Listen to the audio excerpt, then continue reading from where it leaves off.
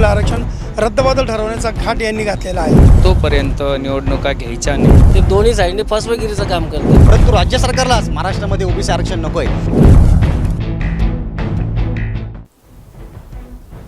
नमस्कार, जागर जनस्थानच्या स्पेशल रिपोर्टमध्ये मी सुनील शिंदे आपलं स्वागत करतो. मित्रांनो, गेल्या 2 ते 3 महिन्यांपासून आपण एकंदरीत महाराष्ट्राच्या राजकारणात वेगवेगळं चित्र रोज आपल्याला पाहायला मिळतंय. वेगवेगळ्या भूमिका आपल्याला वेगवेगळ्या माध्यमातून वेगवेगळे राजकीय पक्ष मांडताना दिसत आहे. नेमकं हे चित्र काय आहे आणि त्यातल्या त्यात सुप्रीम कोर्टाची भूमिका असो, त्या भूमिकेवर एकंदरीत महाराष्ट्राचं राजकारण असो किंवा नागरिकांचे प्रश्न असो, या अनेक गोष्टी खोळंबलेल्या आहेत आणि रोज ह्या गोष्टीला एक नवीन स्वरूप आपल्याला पाहायला मिळत आहे.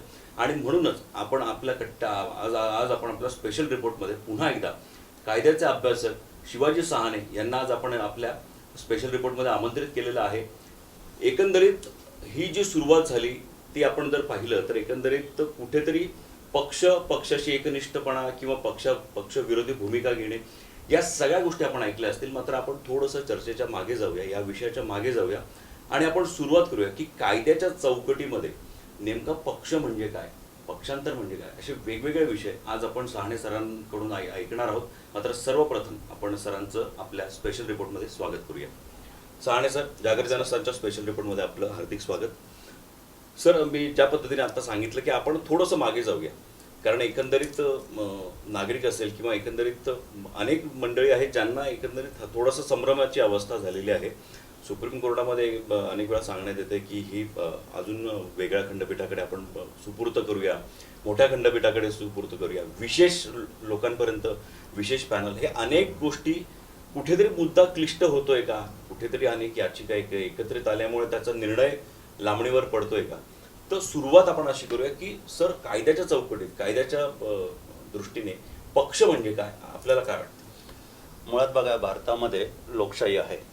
लोकशाही म्हणजे लोकशाहीमध्ये ज्या निवडणुका होत असतात त्या निवडणुकांमध्ये अनेक पक्ष आपापले उमेदवार देत असतात आणि लोकांनी लोकांकरता लोकांसाठी निवडून दिलेले प्रतिनिधींच्या माध्यमातून असलेलं सरकार म्हणजे लोकांनी निवडून दिलेलं सरकार. हे सरकार निवडून देण्यासाठी अनेक पक्ष भारत देशामध्ये काही राष्ट्रीय पातळीवरचे आहे, काही प्रादेशिक पातळीवरचे पक्ष आहेत. या पक्षांची स्थापना झालेली त्या पक्षाच्या नेत्यांनी केलेली. पक्ष ज्यावेळी स्थापन होतो त्यावेळी पक्षाची घटना लिहिली जाते. ती घटना निवडणूक आयोगाकडे रजिस्टर्ड केली जाते आणि त्या घटनेमध्ये असलेल्या तरतुदीनुसार एखादा पक्ष चालतो आणि निवडणुका लढतो. त्याची ध्येय धोरणं ठरवलेली असतात आणि त्याप्रमाणे तो त्या ध्येय धोरणांप्रमाणे निवडणुकांना सामोरं जातो आणि निवडणुकांमध्ये सामील होतो तो राजकीय पक्ष. बरोबर.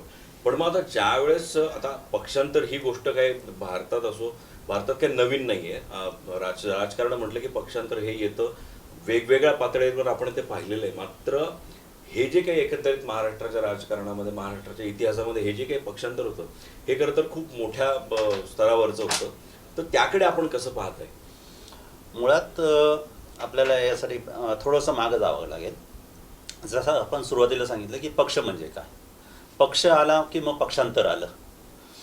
1967 सालपर्यंत भारतामध्ये निवडणुका होत होत्या, परंतु 1967 साली प्रामुख्याने ज्या निवडणुका झाल्या, सार्वत्रिक निवडणुका झाल्या, विधानसभा म्हणा किंवा लोकसभा, या ज्या निवडणुका झाल्या त्या निवडणुकांमध्ये तत्कालीन काँग्रेसचा मोठ्या प्रमाणावर सर्व देशामध्ये पराभव झाला आणि त्यानंतरच्या 10 वर्षाच्या कालखंडामध्ये तब्बल 125 खासदार आणि 2000 पेक्षा जास्त आमदारांनी पक्षांतरं केली.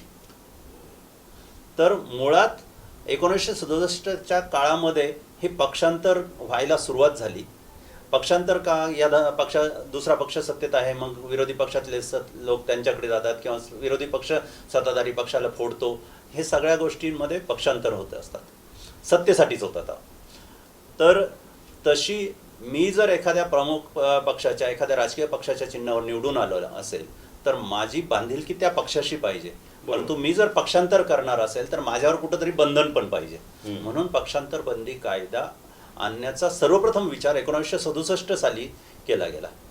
परंतु 1967 साली जेव्हा विचार केला गेला त्यावेळी सन्माननीय यशवंतराव चव्हाण साहेबांच्या अध्यक्षतेखाली एक कमिटी नेमल्या गेली आणि तिच्यामध्ये पक्षांतर बंदी कायद्याचा मसुदा तयार करण्यात आला, परंतु संसदेचा कार्यकाळ संपला आणि दरम्यानच्या काळामध्ये तो कायदा काही मंजूर झाला नाही.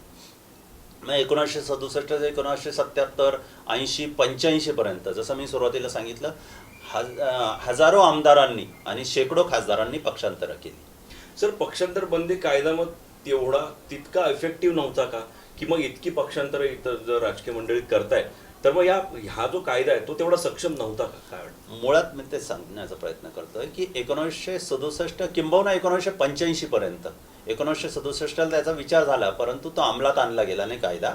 1985ला तत्कालीन पंतप्रधान स्वर्गीय राजीव गांधी साहेबांनी हा पक्षांतर कायदा पहिल्यांदा अंमलात आणला आणि त्यासाठी राज्यघटनेमध्ये 52वी घटनादुरुस्ती केली. आणि त्या घटनादुरुस्तीनुसार एखाद्या पक्षाचे जेवढे सदस्य निवडून आलेले असतील त्या सदस्यांपैकी 1/3 सदस्य जर पक्षातून बाहेर पडले तरच त्यांना पक्षांतर करता येईल असं ठरवलं गेलं. काळाच्या ओघामध्ये 1/3 म्हटलं की खूप पटकन लोक एकत्र यायला लागले पक्षांतर करायला. म्हणून 2002-2003 साली पुन्हा तत्कालीन पंतप्रधान सन्माननीय वाजपेयी साहेबांच्या सरकारने 2003ला पुन्हा 91वी घटनादुरुस्ती केली आणि त्या घटनादुरुस्तीनुसार 1/3 सदस्यांचा पक्षांतर बंदीचा जो नियम होता तो रद्द करून जर काही सदस्यांना पक्षांतर करायचं असेल तर किमान निवडून आलेल्या त्या सभागृहातील त्या पक्षाच्या सदस्यांपैकी 2/3 सदस्यांनी पक्षांतर केलं तर ते पक्षांतर ग्राह्य धरल्या जाईल. परंतु त्यावेळी तिथं त्यांनी एक अटही टाकली की हे 2/3 सदस्य जरी एखाद्या पक्षामधून बाहेर पडले तरी त्यांनी त्यानंतर कुठल्या तरी एका वेगळ्या पक्षामध्ये सामील झालं पाहिजे.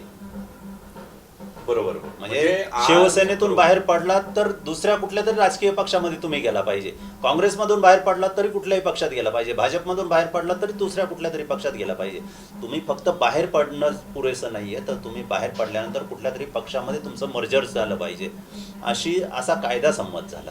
तर ते कायद्याच्या दृष्टीने मान्य होतं असं एकंदरीत आपलं म्हणणं आहे. पण मग आता प्रश्न असा पडतो की जर शिंदे गट हा पूर्णपणे इंडिपेंडेंटली ते बाहेर आले आणि तरी सुद्धा ते मुख्यमंत्री पदापर्यंत त्यांना ते राईट्स मिळाले, त्यांना तो हक्क मिळाला आणि ते एकंदरीत सरकार स्थापन करून ते आज सरकार चालवत आहे, मग हे कोणाची मान्यता असू शकते याला?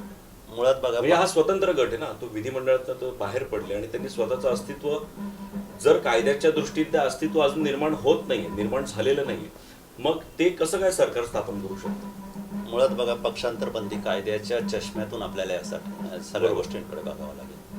आता तुम्ही जे महाराष्ट्राच्या परिस्थितीबद्दल बोललात तर महाराष्ट्रामध्ये ज्यावेळी सार्वत्रिक निवडणुका झाल्या विधानसभेच्या त्यावेळी शिवसेनेचे एकूण 56 सदस्य निवडून आले. त्यापैकी एका सदस्याचं निधन झाल्यानंतर 55 सदस्य शिल्लक राहिले. त्यापैकी शिंदे गटाचं असं म्हणणं आहे की आम्ही 40 आमदार बाहेर निघालो, म्हणजे 2/3 किंवा त्यापेक्षा जास्त आमदार आम्ही पक्षातून बाहेर निघालो असं सुरुवातीला त्यांचं म्हणणं होतं. त्यांनी सांगितलं पक्षाची ध्येय धोरणं आम्हाला पटत नाहीये. मुख्यमंत्र्यांनी तत्कालीन मुख्यमंत्री माननीय उद्धव ठाकरेंनी राष्ट्रवादी काँग्रेस बरोबर जे काही सरकार स्थापन केलं ते आम्हाला भूमिका अमान्य होती.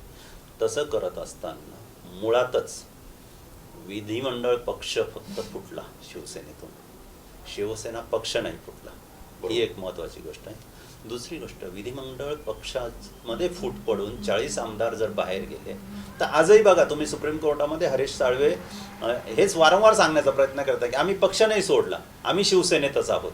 बरोबर.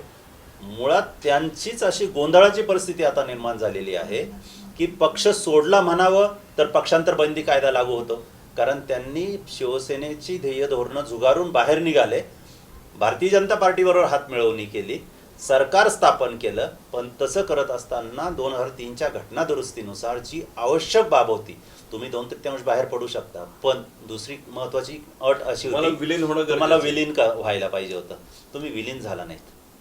मग अशा परिस्थितीमध्ये तुम्ही पक्षविरोधी कारवाई केली, तुम्ही पक्ष सोडला, असंच कायद्याने ठरलं जाऊ शकतं. आणि म्हणून शिंदे गटाचे जे वकील आहेत हरीश साळवे ते वारंवार सांगण्याचा प्रयत्न करतायत की आम्ही पक्ष सोडलेला नाही, आम्ही शिवसेनेतच आहोत. आणि आता त्यांनी तर जसं तुम्ही सरकार स्थापन केलं म्हणालात, तर मुळातच ज्या दिवशी 16 सदस्यांची अपात्र असल्याची कारवाई माननीय उपाध्यक्ष नरहरी झिरवाळ यांनी सुरू केलेली होती किंवा त्यांना नोटीस बजावली होती, त्यानंतर ते सुप्रीम कोर्टामध्ये गेले. माननीय सर्वोच्च न्यायालयामध्ये त्यांनी ती स्थगिती मिळवली त्या नोटीसला. ह्या सगळ्या गोष्टींच्या पडछायेमध्ये हे सरकार स्थापन झालेलं आहे. जोपर्यंत सर्वोच्च न्यायालयाचा काही निकाल येत नाही तोपर्यंत हे सरकार शाबूत राहील.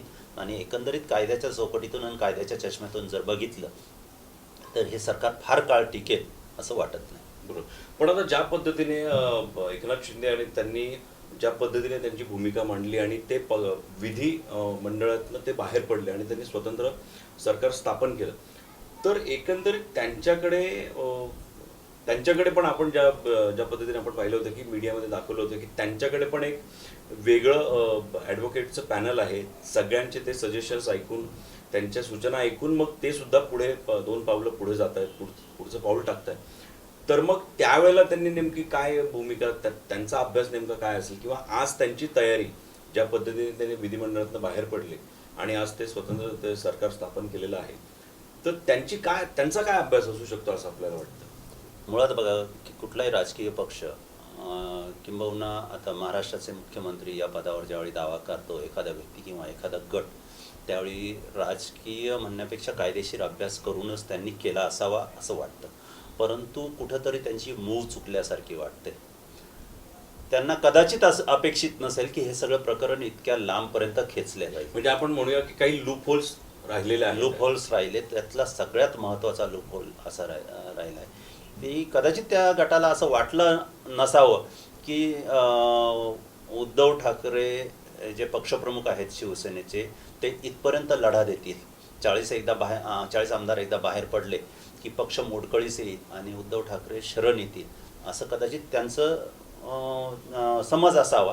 परंतु ही कायद्याची लढाई आहे आणि ज्यावेळी त्यांनी पहिल्यांदा पक्षाच्या नेतृत्वाच्या विरुद्ध आवाज उठवला तीच मुळात पक्षविरोधी कारवाई आहे असं एकंदरीत आता सर्वोच्च न्यायालयामध्ये जी काही सुनावणी सुरू आहे त्यामध्ये वरकरने आपण जे आर्ग्युमेंट्स जर ऐकले आणि माननीय जजेसने नोंदवलेली निरीक्षणं ऐकली तर आपल्या लक्षात येतं की त्यांची भूमिका ही पक्षविरोधी आहे. त्यामुळे त्यांचे वकील काय सल्ला देतात, नंतर शिवसेनेला, उद्धव ठाकरेंच्या शिवसेनेला त्यांचे वकील काय सल्ला देतात हा ज्याचा त्याचा प्रश्न आहे. परंतु आपण या ठिकाणी कायदेशीर चर्चा जर करायची म्हटलं तर कायदेशीर चर्चेच्या बाबतीमध्ये मुळात ह्या गटाने विलिनीकरण केलेलं नाही, ही एक बाब आहे. दुसरी गोष्ट, त्यांचं म्हणणं जर असेल की आम्हीच शिवसेना, तर मग आपण कालच्या सुनावणीमध्ये माननीय सर्वोच्च न्यायालयाचे सरन्यायाधीश रामण्णा साहेबांनी एक प्रश्न त्यांना विचारला की तुम्ही जर शिवसेना असाल तर मग तुम्ही निवडणूक आयोगाकडे कशासाठी गेलात. मग त्यांच्या वकिलांनी असं सांगितलं की आम्ही निवडणूक आयोगाकडे धनुष्यबाण चिन्ह आम्हाला मिळावं याकरता गेलो. याचा अर्थ काय होतो की जजेसच्या पॅनलचं एकंदरीत हे मत झालेलं आहे की शिवसेना कुणाची, आणि शिवसेना जर माझी असेल म्हणजे शिवसेना जर माननीय उद्धव ठाकरेंची असेल तर मग शिंदे गटाने एक इलेक्शन कमिशनकडे जाऊन आम्हाला धनुष्यबाण चिन्ह द्या हे म्हणण्याचं काही कारण नव्हतं. बरोबर. किंवा शिंदे गट जर खरा शिवसेना असेल तर तो गट रजिस्टर्ड आहे इलेक्शन कमिशनकडे. मग इलेक्शन कमिशनकडे तो गट म्हणजे पक्ष रजिस्टर्ड आहे, पक्ष रजिस्टर्ड असताना त्याची निशाणी रजिस्टर्ड आहे. मग कुणीतरी जायचं आणि म्हणायचं की मी शिवसेना आहे किंवा मी अमुक अमुक पक्ष आहे आणि मला ती पक्षाची निशाणी मिळावी. हे ज्यावेळी मागणी करतो एखादा त्यावेळी त्याच्याकडे जी गोष्ट नाही त्याची तो मागणी करतो. हे निरीक्षण सर्वोच्च न्यायालयाने फार छान नमूद केलेलं आहे की तुम्ही जर मूळ शिवसेना असेल तर तुम्ही निवडणूक आयोगाकडे का गेलात. याचा अर्थ कुठंतरी मूळ शिवसेना जी आहे त्या घटनेमध्ये मूळ शिवसेना आज तरी आणि कायद्याच्या दृष्टीनेही माननीय उद्धव ठाकरेंचीच आहे असं दिसतंय. बरोबर. पण आता एकंदरीत काल जी सुनावणी झाली आणि आता पुढे 8 तारखेला जी काही त्यावरती युक्तिवाद होणार असेल, तर आता एकंदरीत ह्या चित्राकडे आपण कसे पाहतात की आता एकंदरीत सरकार राहील किंवा किती दिवस टिकू शकतं, किंवा आपण असं म्हणूया की या सरकारमध्ये एकंदरीत सक्षमता किती आहे आणि काय त्याला खंबीर असं त्याला एक पाठबळ आहे कायद्याच्या दृष्टीने, आणि आपण म्हणूया की उद्धव ठाकरे साहेब त्यांच्या बाजूने एकंदरीत पारडं किती जड होतंय, तर ह्या सगळ्या सुनावणीकडे आता आपण कसे पाहता? मुळात बघा, सरकार राहील की जाईल यावर आपण फक्त चर्चा करू शकतो. माननीय सर्वोच्च न्यायालय जो काही निकाल देईल तो दोन्ही पक्षांना बंधनकारक असेल. बरोबर. आत्ता माननीय सर्वोच्च न्यायालय असा विचार करत आहे, आत्ता जी सुनावणी सुरू आहे ती माननीय 3 न्यायाधीशांच्या खंडपीठाकडे सुरू आहे. मान्य न्यायाधीश या सर्व प्रकरणाकडे जो अरुणाचल प्रदेशचा निकाल झालेला आहे त्या निकालाच्या चष्म्यातून बघत आहे. काही गोष्टी चुकल्या आहेत, काही गोष्टी बरोबर आहेत, राज्यपालांचे अधिकार किती, पक्षांतरबंदी कायदा कसा, ह्या सगळ्या गोष्टी नंतर पक्षांतरबंदी कायद्यानंतर कोण डिस्क्वालिफाय होतं, या सगळ्या गोष्टी माननीय सर्वोच्च न्यायालयाच्या सुनावणीमध्ये स्पष्ट होणार आहे. परंतु आत्ता परिस्थिती एकंदरीत जी दिसते त्यानुसार काल आणि परवा जी सुनावणी झाली माननीय सर्वोच्च न्यायालयामध्ये, त्यावेळी असं माननीय सर्वोच्च न्यायालयाच्या सरन्यायाधीशांनी असं म्हटलेलं आहे की कदाचित हे प्रकरण आम्हाला मोठ्या खंडपीठाकडे सोपवावं लागेल. आता मोठ्या खंडपीठाकडे का, तर या अगोदर अरुणाचल प्रदेशचा जो काही निकाल झालेला आहे त्या अरुणाचल प्रदेशच्या निकालाच्या खंडपीठामध्ये 5 सदस्य होते. आता सुनावणी होते 3 सदस्यीय खंडपीठापुढे, आणि जर काही मुद्दे 5 सदस्यीय खंडपीठामध्ये असतील आणि त्याच्यावर जर दुमत असेल ह्या 3 सदस्यीय खंडपीठाचं, तर ते त्यांना तसं नोंदवता येणार नाही किंवा ती मतं बदलली पाहिजे असं त्यांना वाटत असेल तर 5 किंवा 5 पेक्षा जास्त सदस्यांचं खंडपीठ असावं. यामध्ये काही कॉन्स्टिट्युशनल संवैधानिक मुद्दे चर्चेला घ्यायचे आहेत. आणि सगळ्यात महत्त्वाचं की महाराष्ट्रामध्ये आत्ता जी काही राजकीय अस्थिरता आहे आणि जो प्रश्न निर्माण झालेला आहे, संवैधानिक प्रश्न निर्माण झालेले आहेत, याची सोडवणूक झाल्यानंतर हा निकाल किमान येणाऱ्या 50 वर्षासाठी दिशादर्शक असणार आहे. बरोबर. त्यामुळे माननीय सरन्यायाधीशांनी असं ठरवलेलं आहे की एकदाचा पक्षांतरबंदी कायदा, मूळ पक्ष म्हणजे काय, निशाणी कुणाची असू शकते, डिस्क्वालिफिकेशनचे अधिकार कुणाचे, डिस्क्वालिफाय एखादा सदस्य कधी होतो, ह्या सगळ्या गोष्टी एकदम ठरवण्याच्या दृष्टीने आणि भारतीय राज्यघटनेच्या दृष्टीने, संरक्षिततेच्या दृष्टीने हे प्रकरण कदाचित 8 तारखेला किंवा त्यानंतर 1-2 दिवसामध्ये मोठ्या खंडपीठाकडे, म्हणजे 5 किंवा 5 पेक्षा जास्त जजेसच्या, म्हणजे 7 असू शकतील, 9 असू शकतील, त्या खंडपीठाकडे हे जाण्याची शक्यता अधिक दिसते. आणि तसं करत असताना माननीय सर्वोच्च न्यायालयासमोर आता 3 प्रश्न जास्त महत्त्वाचे आहेत. एक, राज्यपालांचे अधिकार किती. बरोबर. दुसरी, पक्षांतरबंदी कायदा या 40 आमदारांना लागू होतो का. 40 पैकी आता 16 आमदारांच्या निलंबनाच्या बाबतीमध्ये प्रकरण सर्वोच्च न्यायालयामध्ये आहे. त्यामुळे या 16 आमदारांना पक्षांतरबंदी कायदा लागू होतो का, पक्षाचा व्हीप यांना लागू होतो का, आणि मूळ पक्ष कोण. बरोबर. हे 3 महत्त्वाचे मुद्दे. आता मूळ पक्ष कोणता हे ठरवण्याचा अधिकार इलेक्शन कमिशनचे आहे, निवडणूक आयोगाचे आहे. आणि शिवसेनेने सुरुवातीलाच, ह्या सगळ्या प्रकरणाच्या सुरुवातीलाच, जर शिंदे गट निवडणूक आयोगाकडे आला आणि पक्ष आमचा असा दावा केला तर आम्हाला नोटीस काढल्याशिवाय काही निर्णय घेऊ नये असा अर्ज केलेला होता. आणि नंतर शिंदे गटाने निवडणूक आयोगाकडे धनुष्यबाण चिन्ह आम्हाला मिळावं, शिवसेना आम्हीच आहोत असं डिक्लेअर होऊन मिळावं अशी याचिका निवडणूक आयोगाकडे दाखल केलेली, ती विचाराधीन होती. त्यावर काही निर्णय, जोपर्यंत सुप्रीम कोर्टातल्या या प्रकरणाचा निर्णय होत नाही तोपर्यंत काही निर्णय घेऊ नये अशी शिवसेनेने सर्वोच्च न्यायालयामध्ये याचिका दाखल केली. आणि म्हणून सर्वोच्च न्यायालयाने हे सगळे विषय पाहता असं आदेश दिले काल की जोपर्यंत ह्या प्रकरणाचा निकाल लागत नाही तोपर्यंत निवडणूक आयोगाने पक्ष कुणाचा या बाबतीत कुठलाही निर्णय घेऊ नये. त्यामुळे ते प्रकरण तुर्तास स्थगित झालेलं आहे. आता पक्ष कुणाचा ही बाब सर्वोच्च न्यायालयामध्ये आहे. नंतर 16 सदस्य अपात्र की पात्र हा विषय मुळात सुप्रीम कोर्टामध्ये आहे. आणि आपण जर बघितलं असेल तर शिंदे गटाचे वकील हरीश साळवे यांनी परवा असा युक्तिवाद केला सर्वोच्च न्यायालयामध्ये की सर्वोच्च न्यायालयाला किंवा कुठल्याही न्यायालयाला कुठल्याही सदस्याच्या अपात्रतेबाबत निर्णय घेण्याचे अधिकार नाहीत. त्यांचं म्हणणं सुप्रीम कोर्टामध्ये असं होतं की हा अधिकार सर्वस्वी पीठासन अधिकाऱ्यांचा म्हणजे विधानसभेमध्ये विधानसभा अध्यक्षांचा आणि लोकसभेमध्ये किंवा राज्यसभेमध्ये त्या अध्यक्षांचा आहे. त्यावर कोर्टाने असं सांगितलं की जर हा अधिकार विधानसभा अध्यक्षांचा होता तर कोर्टात सर्वप्रथम कोण आलं? कारण कोर्टामध्ये सर्वप्रथम शिंदे गट गेला. बरोबर. ज्यावेळी माननीय नरहरी झिरवाळ साहेबांनी उपाध्यक्षांनी नोटीस काढली या 16 सदस्यांना की तुम्हाला अपात्र का घोषित केलं जाऊ नये, त्या नोटीसला स्थगिती मिळवण्यासाठी सर्वोच्च न्यायालयामध्ये शिंदे गट गेला आणि म्हणून सर्वोच्च न्यायालयाने याच्यामध्ये दखल घेतलेली आहे. त्यामुळे आता ह्या प्रकरणाचा निकाल जो आहे तो सर्वोच्च न्यायालयामध्येच होईल. बरोबर. कदाचित पहिल्यांदा पक्षांतरबंदी कायद्यावर निर्णय होईल की हे म्हणतायत, शिंदे गट म्हणतोय की आम्ही 2/3 आहोत, आम्ही बाहेर पडलेलो नाही, आम्ही शिवसेनेमध्येच आहोत. त्याचवेळी पक्षाचा व्हीप त्यांनी 3 वेळा डावलला. बरोबर. 3 वेळा म्हणण्यापेक्षा एक पहिल्यांदा पक्षाने बोलवलेल्या बैठकीला ते हजर राहिले नाही, ज्यावेळी ते सुरतमध्ये होते. त्यानंतर विधान भवनात आले. विधान भवनात आल्यानंतर त्यांनी पक्षाचा व्हीप त्यांना लागला की विधानसभा अध्यक्ष निवडणुकीमध्ये त्यांनी राजन साळवींना मतदान करावं. त्याच्याऐवजी त्यांनी स्वतःही व्हीप बजावला. तसं खरं तर ते प्रतोद कोण, गटनेता कोण हे भांडणही सर्वोच्च न्यायालयामध्ये आहेच. तर आज तरी पक्षीय कायदेशीरदृष्ट्या शिवसेनेचाच प्रतोद आणि शिवसेनेचाच गटनेता कायम आहे असं एकंदरीत कायद्याचा अभ्यास केला तर दिसतं.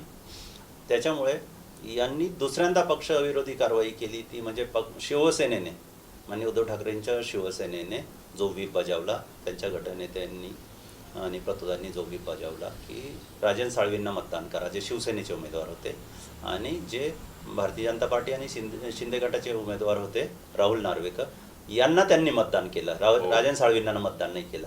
इथं दुसऱ्यांदा पक्षविरोधी कारवाई झाली किंवा व्हीपचं उल्लंघन झालं. आणि तिसरं, मुख्यमंत्री एकनाथ शिंदे यांनी ज्यावेळी विश्वासदर्शक ठराव त्यांच्यावरचा सभागृहात ठेवला त्यावेळी त्या ठरावाच्या विरोधात मतदान करावं असा एक व्हीप शिवसेनेने म्हणजे माननीय उद्धव ठाकरेंच्या शिवसेनेने बजावला त्या सदस्यांना पुन्हा की एकनाथ शिंदेंना मतदान करू नका किंवा त्यांच्या विरुद्ध मतदान करा. त्याला देखील या 40 सदस्यांनी तो व्हीप जुगारून पुन्हा एकनाथ शिंदेंच्या बाजूने मतदान केलं. बरोबर. म्हणजे 2 वेळा त्यांनी पक्षविरोधी कारवाई केली किंवा पक्षाचा व्हीप जुगारला. आता पक्षांतर बंदी कायदाच असं सांगतो की एखादा सदस्य अपात्र कधी होईल तर त्याचे 3 मुद्दे आहेत. एक तर त्या सदस्याने स्वतःहून त्या पक्षाचा राजीनामा दिला तर, दुसरी गोष्ट म्हणजे सदस्यत्व सोडलं तर, दुसरा मुद्दा असा आहे की जर ज्या पक्षाकडून तुम्ही निवडून आलात, ज्या पक्षाच्या निवडणूक चिन्हावर तुम्ही निवडून आलात, त्या पक्षाने तुम्हाला एखादी कृती करण्यासाठी, सभागृहात एखादी भूमिका घेण्यासाठी, एखाद्या व्यक्तीला मतदान करण्यासाठी किंवा एखाद्या ठरावाच्या बाजूने मतदान करण्यासाठी व्हीप म्हणजे पक्षादेश बजावला असेल आणि त्या पक्षादेशाच्या विरुद्ध तुम्ही काम केलं, तो पक्षादेश पाळला नाही किंवा तो पक्षादेश पाळण्यापासून एखाद्या व्यक्तीला परावृत्त करण्याचा प्रयत्न केला, म्हणजे फक्त मी व्हीप पाळत नाहीये पण मी तुम्हालाही सांगतो की तुम्ही व्हीप पाळू नका, म्हणजे मी व्हीप पाळत नाहीये ही पक्षविरोधी कारवाई आहेच, परंतु मी तुम्हाला सांगतोय की तुम्ही पक्षादेश पाळू नका ही सुद्धा पक्षविरोधी कारवाई आहे.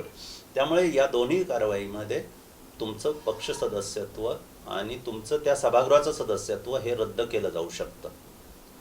तिसरी आणि सगळ्यात महत्त्वाची गोष्ट आहे याच्यामध्ये की आता शिंदे गट म्हणतोय की आम्ही पक्ष सोडला नाही, परंतु तुम्ही पक्षात जरी असाल तरी तुमची कृती काय दर्शवते, विरोधी दिसते, तुमची कृती, तुमचं इंटेन्शन काय दिसतं, तुमची कृती काय दिसते. तर यांची कृती काय होती हे माननीय मुख्यमंत्र्यांना कुठल्याही प्रकारची सूचना न देता संपूर्ण मंत्रिमंडळ यांचं, शिवसेनेचे जेवढे मंत्री तेवढे राज्याच्या बाहेर जातात. त्या विभागाच्या कुठल्याही सचिवांना त्यांनी त्याची कल्पना दिली नाही, माननीय उपमुख्यमंत्र्यांनाही त्याची कल्पना दिली नाही. बरोबर. त्यांचा दौरा राजकीय होता, अराजकीय होता, खाजगी होता, कुठलाही जबाबदारी आपण शासकीय यंत्रणेला कळवणं गरजेचं होतं. हा एक मोठे. त्यानंतर ज्यावेळी पक्षाचा तुम्हाला अमुक बैठकीला तुम्ही हजर राहा, उद्या अशी बैठक ठेवलेली असं शिवसेनेने त्यांना पक्षादेश बजावला. त्यावेळी ते सुरतमध्ये होते. सुरत ते मुंबई हे 4 ते 5 तासाचं अंतर आहे. त्यांना तिथून मुंबईला त्या बैठकीला येणं कायदेशीर बंधनकारक होतं आणि शक्यही होतं, परंतु ते आले नाही. तिथून ते गुवाहाटीला गेले. गुवाहाटीला गेल्यानंतर त्यांनी शक्ती प्रदर्शन केलं, जे सोशल मीडियावर, इलेक्ट्रॉनिक मीडियावर, दूरदर्शनवर सगळीकडे दिसलं, वर्तमानपत्रात छापून आलं. त्यानंतर त्यांनी पुन्हा भारतीय जनता पार्टीबरोबर हातमिळवणी केली आणि हातमिळवणी करून सरकार पुन्हा स्थापन केलं. ह्या सगळ्या गोष्टी ज्या आहेत, तुमच्या कॉन्डक्ट, तुमची कृती काय म्हणते, बरोबर. तुम्ही पक्ष सोडला नसेल, परंतु तुमची कृती पक्षविरोधी कारवाई करण्याची आहे. अनेक प्रकारचे प्रोटोकॉल एकंदरीत मोडीत काढले असे आपल्याला म्हणता येईल. एक्झॅक्टली. तर तुम्ही कदाचित असं म्हणताय की आम्ही शिवसेनेतच आहोत, परंतु शिवसेनेत राहून सुद्धा तुम्ही ह्या सगळ्या गोष्टी ज्या केलेल्या आहेत या पक्षविरोधी कारवाईच्या संज्ञेत मोडतात. आता परवा हरीश साळवे यांनी काल असं पुन्हा आर्ग्युमेंट करण्याचा प्रयत्न केला की आम्ही पक्षात आहोत, पक्षाचा नेता आम्हाला पसंत नसेल, पक्षाच्या नेत्यांनी घेतलेले निर्णय पसंत नसतील, पक्षाचा नेता आम्हाला भेटत नसेल, तर आम्ही आमची लोकशाही राबवायची नाही का, पक्षात लोकशाही नको का, असं तो प्रकरणाला थोडासा ट्विस्ट देण्याचा प्रयत्न केला. आता मुळात मला म्हणजे जसं तुम्ही सुरुवातीला म्हणाले, तर यांनी सगळ्यांनी पक्षाच्या बाहेर पडताना खरंच कायदेशीर अभ्यास केला होता का, हा संशोधनाचा विषय आहे. बरोबर. कारण तुम्ही राजकारणात आहात, महाराष्ट्रासारख्या मोठ्या राज्याचे सरकार तुम्ही उलथवायला निघालेला आहात. तुम्हाला मुख्यमंत्री व्हायचं आहे किंवा तुम्हाला उपमुख्यमंत्री व्हायचं आहे किंवा तुम्हाला सत्ताधारी पक्षाच्या विरोधात जायचं आहे, असं सगळं करत असताना तुम्ही हे मुद्दे दुर्लक्षित कसे केले? तुम्हाला दुसऱ्या पक्षात विलीन व्हायला पाहिजे होतं किंवा तुमची पक्षविरोधी कारवाई दिसायला नको होती. आता जसं त्यांचं म्हणणं आहे की आम्ही पक्षविरोधी कारवाई केली नाही, आम्ही पक्षही सोडला नाही, म्हणून आम्हाला अपात्रता लागू होत नाही. बरोबर. 10th शेड्यूल हा मुद्दा फार आता चर्चेत आलेला आहे. 10th शेड्यूल म्हणजे काय? आता आपल्या पक्ष प्रेक्षकांना कदाचित नेमकं 10th शेड्यूल म्हणजे काय, 10वी अनुसूची म्हणजे काय हे माहीत नसेल, म्हणून सांगतो की 10व्या अनुसूचीनुसार पक्षांतर बंदी कायदा कुणाला लागू होतो, डिस्क्वालिफिकेशन कुणाला लागू होतं, याची संपूर्ण माहिती त्याच्यामध्ये दिली. बरोबर. आणि त्याचं अतिशय उत्तम उदाहरण आता एक आहे की ज्यावेळी बिहारमध्ये जनता दल युनायटेड होतं, हो, जनता दलामध्ये नितीश कुमारांनी लालू यादवांच्या सोबत सरकार स्थापन करण्याचा किंवा जाण्याचा निर्णय जो घेतला, त्यावेळी तत्कालीन जनता दलाचे नेते शरद यादव हे राज्यसभेमध्ये खासदार होते जनता दलाच्या उमेदवारीवर. त्यावेळी त्यांना यांचा नितीश कुमारांचा तो निर्णय पसंत पडला नाही की तुम्ही लालू यादवांबरोबर का जाताय, म्हणून त्यांनी शरद यादवांनी विरोधी पक्षाच्या व्यासपीठावर जाऊन भाषण केलं नितीश कुमारांच्या विरुद्ध. आणि त्या भाषणानंतर नितीश कुमारांनी राज्यसभेमध्ये माननीय व्यंकय्या नायडू जे पीठासन अधिकारी आहेत राज्यसभेमध्ये, त्यांच्याकडे याचिका दाखल केली की यांनी पक्षविरोधी कारवाई केलेली आहे आणि त्याच्यामुळे यांचं सदस्यत्व रद्द करण्यात यावं. त्याची सुनावणी झाली आणि सुनावणी अंती माननीय व्यंकय्या नायडूंनी शरद यादव आणि त्यांच्यासोबत एक खासदार आहेत त्या दोघांनाही अपात्र घोषित केलं आणि त्यांचं सदस्यत्व संपुष्टात आणलं. त्यानंतर ते हायकोर्टात गेले, त्या हायकोर्टानंतर पुन्हा सुप्रीम कोर्टमध्ये गेले आणि सुप्रीम कोर्टाने माननीय सर्वोच्च न्यायालयाने असा निकाल दिला की तुम्ही फक्त पक्ष सोडणंच हेच कारण नाही आहे, तुम्ही पक्षात राहून तुमचा कॉन्डक्ट, मगाशी मी जे तुम्हाला म्हणालो, तर पक्षात राहून तुमचं वागणं, तुमची कृती, तुमचं कॉन्डक्ट काय पद्धतीचं आहे हे दर्शवतं की तुम्ही त्या पक्षाच्या विरुद्ध आहात किंवा नाही. विरुद्ध आहात. आणि म्हणून यांनी शरद यादवांनी जनता दलामध्ये असताना विरोधी पक्षाच्या व्यासपीठावर गेले आणि तिथं भाषण केलं, म्हणून माननीय सर्वोच्च न्यायालयाने शरद यादवांचं राज्यसभेचं सदस्यत्व जे माननीय व्यंकय्या नायडूंनी रद्द केलेलं होतं ते कायम केलं आणि त्यांचं सदस्यत्व रद्द झालं असं घोषित केलं. आता बघा परिस्थिती महाराष्ट्रातही तशीच आलेली आहे की शिंदे गट जरी सांगत असला की आम्ही शिवसेनेमधून बाहेर नाही, आम्ही शिवसेनेचेच आहोत, तर मुळात त्यांचं वागणं कसं आहे, शिवसेनेच्या विरुद्ध भूमिका, जनतेला दिलासा देण्यासाठी ते स्टेटमेंट करत असतील असं नाही, ते स्वतःच्या मनाला दिलासा देण्यासाठी करतात. जनतेला दिलासा नाही, त्यांना त्यांच्या बरोबरचे असलेले 40 आमदार सांभाळायचे. स्वतःच्या मनालाही तसल्ली कुठंतरी द्यायची की नाही आपण जिंकतोय. परंतु कायद्याच्या चौकटीत पाहिलं तर जरी ते शिवसेनेत असतील त्यांच्या म्हणण्यानुसार तरी शिवसेनेविरोधी भूमिका त्यांनी घेतली. शिवसेना विरोधी भूमिका म्हणजे काय, कोर्टामध्ये काय काय होणार आहे, तुम्ही पक्ष नेतृत्वाला आव्हान दिलं, बरोबर. पक्षप्रमुखांना त्यांचे पक्षप्रमुख मुख्यमंत्री होते, त्यांचा पाठिंबा तुम्ही काढून घेतला. बरोबर. त्यानंतर तुम्ही जे विरोधी पक्षात होते भारतीय जनता पार्टी त्यांच्याबरोबर गेलात, त्यांचे आमदार खासदार मंत्री तुम्हाला भेटायला आले, तुम्ही एकत्र बसून मिटिंग घेतल्या. त्यानंतर तुम्ही त्यांच्याबरोबर सरकार स्थापनेचा दावा करण्यासाठी राज्यपालांकडे गेलात. आणि तिथेच न थांबता तुम्ही असं मुख्यमंत्री पदाची शपथही घेतली त्यांच्या पाठिंब्यावर. ह्या सगळ्या पक्षविरोधी कृती आहेत आणि या पक्षविरोधी कृतींमध्ये म्हणूनच माननीय सर्वोच्च न्यायालय कदाचित असं निरीक्षण नोंदवू शकतं की तुम्ही पक्ष सोडला नसेलही, कदाचित तुम्ही शिवसेनेमध्ये आहात, हे आम्ही मान्यही करू, परंतु पक्षात राहून तुम्ही शरद यादवांसारखी पक्षविरोधी कृती केलेली आहे म्हणून तुम्ही अपात्र झालेले आहात, असं एकंदरीत चित्र मला तरी आज दिसतंय. बरोबर. एकंदरीत या प्रकरणाचा आता येणाऱ्या काळामध्ये सन्माननीय सर्वोच्च न्यायालय याचा निर्णय देईलच, पण अजूनही या गोष्टींमध्ये अनेक प्रकारच्या त्रुटी समोर येत आहेत की एकंदरीत सरकार कोणाचं आहे. आज सरकार जरी एकनाथ शिंदे आणि उपमुख्यमंत्री देवेंद्र फडणवीस हे चालवत असले तरी सुद्धा त्याच्या मागे कायद्याच्या दृष्टीने अनेक गोष्टी आज आपण ज्या पद्धतीने आपण सांगितल्या तर त्या लॉजिकली खूप करेक्ट तिथे बसताय. आता फक्त आपल्याला वाट फक्त एवढी बघायची की येणाऱ्या काळामध्ये नेमकी कोर्टाकडून काय सुनावणी होते, सुप्रीम कोर्टाचे नेमके आदेश कुठले येत आहे आणि कुठल्या पद्धतीमध्ये आपल्या समोर हे चित्र येत आहे. मुळात या सर्वोच्च न्यायालय जे 8 ऑगस्टला किंवा त्याच्यानंतर जे खंडपीठ बसेल त्यांच्यासमोर 3च महत्त्वाचे मुद्दे असतील. आणि मला एक मुद्दा असा विचारायचा होता की ज्यावेळेस मोठं खंडपीठ म्हणजे आपण सांगितल्याप्रमाणे 7 न्यायाधीश असतील किंवा 9 न्यायाधीश असतील तर सगळ्यांचं एक मत होणं गरजेचं असतं की मेजॉरिटी काही लोकांची मत म्हणजे आपण म्हणू की मेजॉरिटीकडे निर्णय जाऊ शकतो असं असतं? नाही, मुळात असं आहे की मोठं खंडपीठ जे बसतं कुठलंही खंडपीठ ते 3, 5, 7, 9, 13 अशा सदस्यांचं बसतं, बरोबर.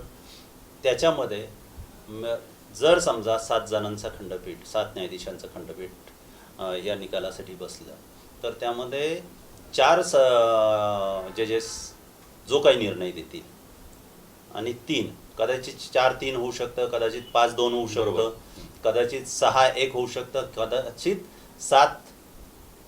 7ही न्यायाधीशांचं एकमत होऊ शकतं.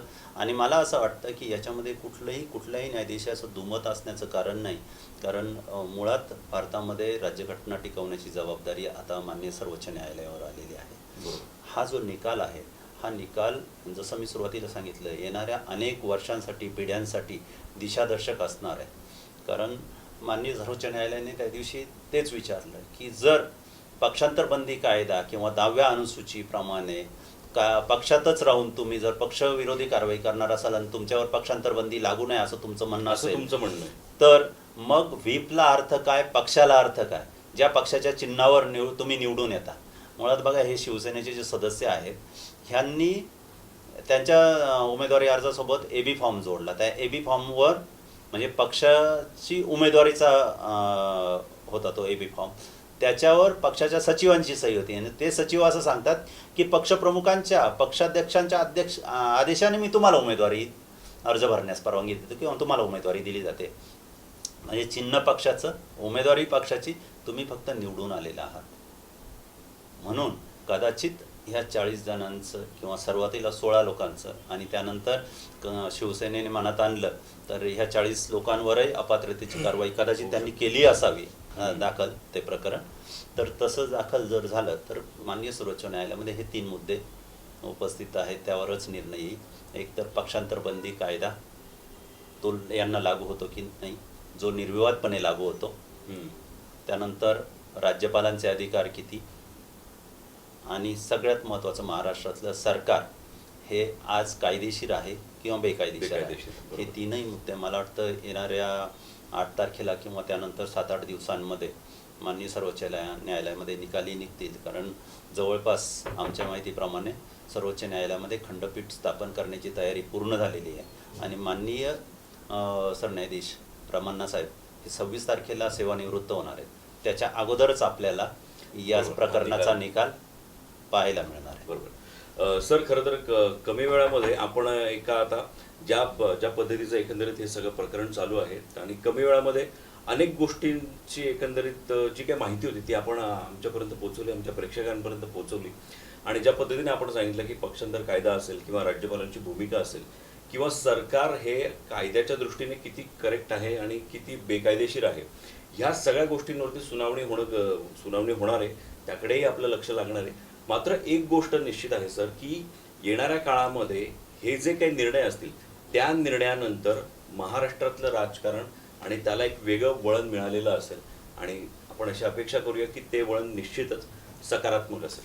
सर, आपण इतके सुंदर मुद्दे आणि इतके अभ्यासू मुद्दे आज आमच्या प्रेक्षकांपर्यंत पोहोचवले आणि इतकी खुली अशी चर्चा झाली त्याबद्दल खरंच आपले धन्यवाद.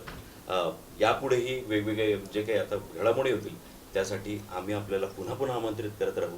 आपण आलात आमच्या स्पेशल रिपोर्टमध्ये, त्यासाठी खरंच आपलं धन्यवाद. धन्यवाद.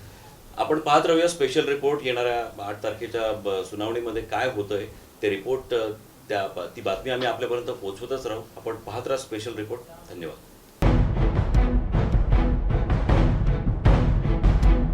सुरू असलेलं आरक्षण रद्दबातल ठरवण्याचा घाट यांनी घातलेला आहे. तोपर्यंत निवडणुका घ्यायच्या नाही. ते दोन्ही साईडने फसवेगिरीचं काम करतात. परंतु राज्य सरकारलाच महाराष्ट्रामध्ये ओबीसी आरक्षण नको आहे.